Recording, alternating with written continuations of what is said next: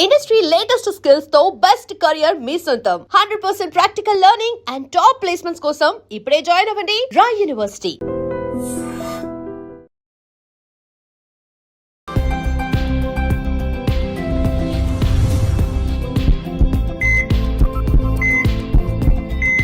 నమస్తే, welcome to healthy conversations with IT media. నేను మీ Jhansi. So ఈరోజు మనతో ఉన్నారు cardiology specialist doctor Sai Ravishankar గారు. సో సార్ని అడిగి, ఇప్పుడున్న జనరేషన్లో చాలామంది సఫిషియంట్ స్లీపే ఉండట్లేదు. మన నార్మల్గా స్లీప్ సైకిల్ డిస్టర్బ్ అయిందని చెప్తున్నారు. మరి ఈ స్లీప్ సైకిల్ డిస్టర్బ్ అవడం వల్ల అది హార్ట్ హెల్త్ని ఎలా ప్రభావితం చేస్తుంది, ఈ విషయం గురించి మాట్లాడదాం. నమస్తే సార్. నమస్తే అండి. సార్, చాలామంది ఇప్పుడు నార్మల్గా అయితే మనం ఒక 5-10 ఇయర్స్ ముందు చూసుకున్నట్లయితే మ్యాక్సిమం 10 o'clockకి అందరూ పడుకునేవాళ్ళు, either it is city or village. But ఇప్పుడు 12, 1, 2 o'clock, 3 o'clock, even some software employees అయితే మొత్తం నైట్ అంతా కూర్చొని కూడా పనిచేస్తున్నారు. ఈ ల్యాక్ ఆఫ్ స్లీప్ అనేది హార్ట్ హెల్త్ని ఎలా డిస్టర్బ్ చేస్తుంది? చాలా ఇంపార్టెంట్. ఒక మనిషికి నిద్ర చాలా ఇంపార్టెంట్. ఇవాళ రేపు చాలా హార్ట్ అటాక్ పెరుగుతున్నది. దీంట్లో one of the important reason is sleep, నిద్రకు లేకపోవడం. ఇవాళ రేపు ఏంటంటే వెస్టర్నైజేషన్ అయింది. మేము యుఎస్ టైమింగ్స్, యూకే టైమింగ్స్ ప్రకారం మేము నడుస్తున్నాం. సో కొంతమందికి ఏంటంటే టైమింగ్ స్టార్ట్ అవుతుంది 9 నుంచి 3 దాకా, 8 నుంచి 3 దాకా. నా పొద్దున్న పడుకోలు వస్తున్నారు, రాత్రి పడుకోలు వస్తున్నారు. So sleep is very important for the heart attack. Proper sleep లేదనుకోండి, ఖచ్చితంగా హార్ట్ అటాక్ వస్తుంది. ఓకే, ఎట్లా వస్తుంది? సో దాని ముందు మేము తెలుసుకోవాలి అంటే స్లీప్ ఏంటి. ఒక మనిషికి minimum sleep 7 to 9 hours or 10 hours, 7 to 9 hours దాకా మినిమం పడుకోవాలి. ఓకే. సో స్లీప్ 2 రకాలు ఉంటాయి.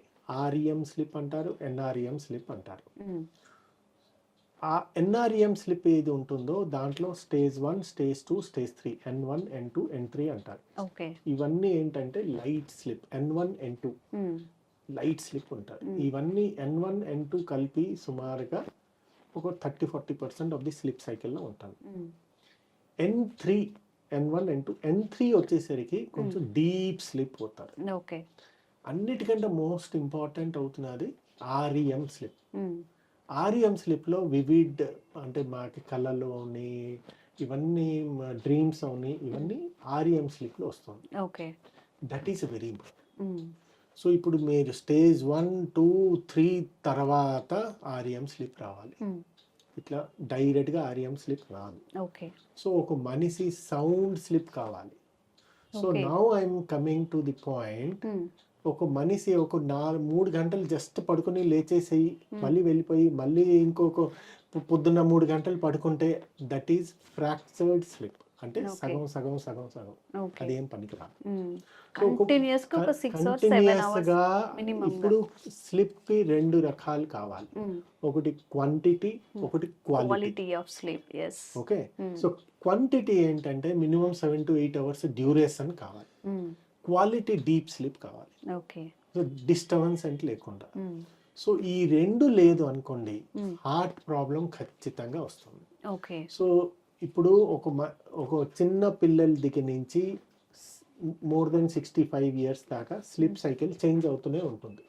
సో సుమారుగా మేము చూస్తామంటే మోర్ దెన్ 14 years, 15 years నుంచి 65 years దాకా సుమారుగా 7 to 10 hours పడుతుంది.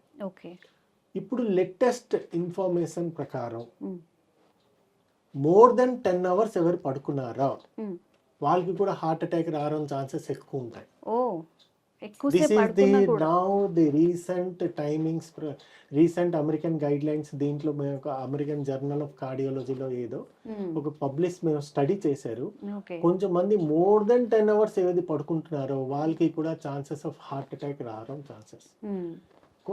ఎంతమంది లెస్ దెన్ 7 hours పడుకుంటున్నారో వాళ్ళకి కూడా హార్ట్ అటాక్ వచ్చే అవకాశం ఉంటుంది. కానీ డిఫరెన్స్ ఏంటంటే లెస్ దెన్ 7 hours కి 22% హార్ట్ అటాక్ ఛాన్సెస్ ఉన్నాయి. అండ్ మోర్ దెన్ 10 hours కి 18% ఛాన్సెస్ ఉన్నాయి. So as per the new studies ప్రకారం.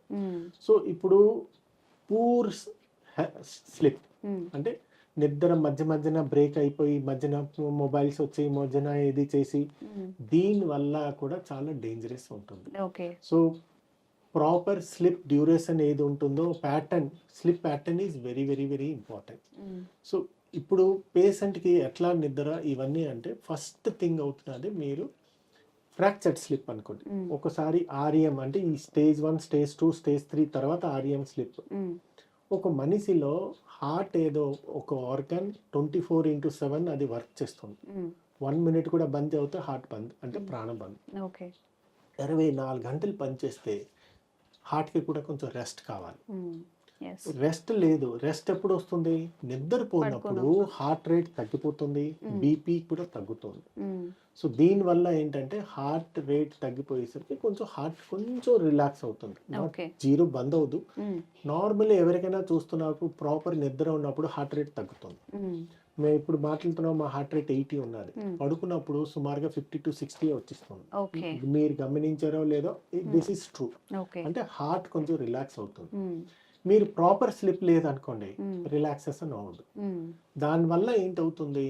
ఇన్ఫ్లామేటరీ బయోమార్కర్స్ ఏది ఉంటుందో అది ఇంక్రీజ్ అవుతుంది. అది ఇంక్రీజ్ అయిన వల్ల ఎండోథెలియల్ డిస్ఫంక్షన్ అవుతుంది. దానివల్ల హార్ట్ అటాక్ రావడం chances. So it is clearly proved that lack of sleep are duration of తక్కువలో ఉన్నది అనుకోండి, మీరు తక్కువ సమయంలో మీరు స్లిప్ తీసుకున్నారు అనుకోండి, హార్ట్ అటాక్ ఖచ్చితంగా వస్తుంది. బికాజ్ ఇన్ఫ్లామేటరీ బయోమార్కర్స్ ఇంక్రీజ్ అవుతుంది. స్లిప్ నార్మల్గా రావాలి అంటే melatonin is one of the important hormone. Melatonin నార్మల్గా రావాలి అంటే ఒక పర్సన్ అట్లీస్ట్ నిద్రపోయే ముందు 1-2 hours దాకా స్క్రీన్ టైం ఉండకూడదు. ఈ మొబైల్స్లో ఏంటుంటుందంటే బ్లూ లైట్స్ ఉంటాయి. ఈ బ్లూ లైట్స్ ఏంటంటే మేము చూసేసరికి బ్రెయిన్ యాక్టివేషన్ అయ్యి మెలటోనిన్కి తగ్గిస్తుంది. అప్పుడు నిద్ర రాదు. సో కాఫీ తీసుకోకూడదు, స్మోకింగ్ తీసుకోకూడదు, ఎనీ మొబైల్ అవని, గ్యాజెట్స్ అవని, టీవీ అవని, ఇవన్నీ అట్లీస్ట్ 1 hour ముందు మేము తీసుకోవాలి. నిద్రపోయే అట్లీస్ట్ 1 hour ముందు మేము తినాలి. తిన్న తర్వాత ఇమ్మీడియట్గా పడుకోకూడదు. అట్లీస్ట్ 1 hour దాకా మేము పడుకోకూడదు. సో ఈ మొబైల్స్లో మీకు ఏది ఉన్నదో, ఈ మొబైల్స్లో బ్లూ లైట్స్ ఏది ఉన్నదో ఆ లైట్స్ యాక్టివేషన్ అయ్యి మెలటోనిన్ తగ్గిపోతున్నది. సో చాలా మంది మొబైల్స్ ఏది యూజ్ చేస్తారో నైట్ టైం వాళ్ళకి నిద్ర రాదు. So that is very very important. And sir చాలా మందికి సౌండ్తో కూడిన స్లీప్ చాలా భయంకరంగా గురకబెడుతూ ఉంటారు. పక్కన ఎవరు పడుకునే అసలు ఆ ఫీజిబిలిటీ కూడా ఉండదన్నమాట. చాలా కంప్లైంట్స్ కూడా. మరి ఈ స్లీప్ అనేది కరెక్టేనా? అది వాళ్ళు హెల్తీగా ఉన్నట్టేనా?